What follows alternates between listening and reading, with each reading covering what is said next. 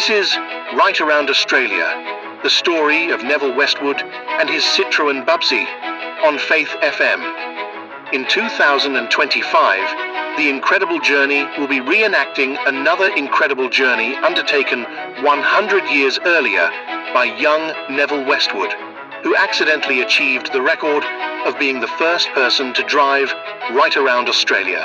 Here is part 11 of his exciting story.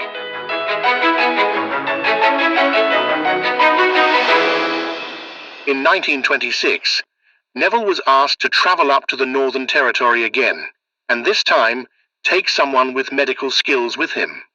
They were to minister particularly to the 50 to 70,000 Indigenous people living in the area.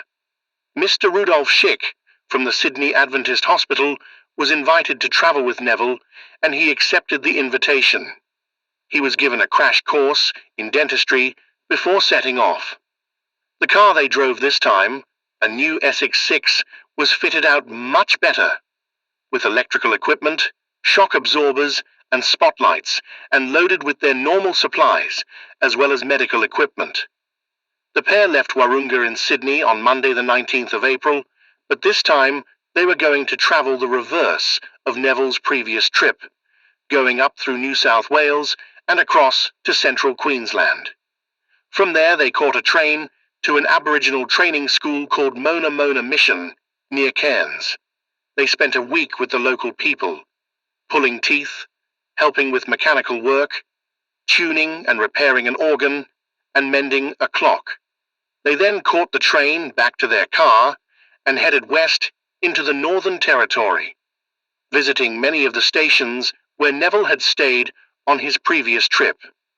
They were able to give dental care to the grateful people living on the stations. Their trip was not without its challenges, including engine trouble, running out of petrol, dodging kangaroos, and becoming bogged in a tidal creek, where it took 23 hours to dig themselves out of the crocodile-infested water. They stayed at Alice Springs for a time to work the area, as well as to pack the food and supplies they had ordered, and which had been shipped from Port Augusta by train and camel. They met a lady who had lived in Alice Springs for 20 years, reared a large family, and had never once seen a nurse or doctor. The men spotted a copy of Heralds of the Morning in her bookcase, along with an old copy of the Signs of the Times magazine. They left Alice Springs late one night and had reached only as far as the McDonnell Ranges when their headlights blew. They tried another fuse, but that didn't work either, so they had to inch their way in the dark until they were clear of the range. It was 1 a.m. by now, so they pulled out their swags and tried to sleep, but as the night was bitterly cold, this was almost impossible. They awoke early and were grateful to get going once more.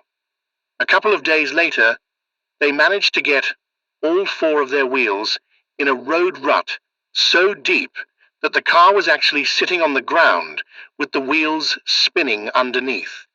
It took an hour of hard digging to free themselves and get the Essex going again. From Darwin, they crossed the Fitzroy River near Derby and managed to get the car bogged in the river this time. It took 20 hours to dig themselves out of that one. The men reached Perth and then travelled back to Sydney via South Australia. They had been gone 5 months and covered 40,233 kilometres. They felt the trip had been successful, however, as they had made new contacts, sold books, collected money for missions, and Rudolph had performed 1,000 tooth extractions. Stay tuned to Faith FM for the next installment of this series, Right Around Australia, the story of Nevill Westwood and his Citroën Bubsie. For more information about this program, visit the website of The Incredible Journey, online at tij.tv/RAA.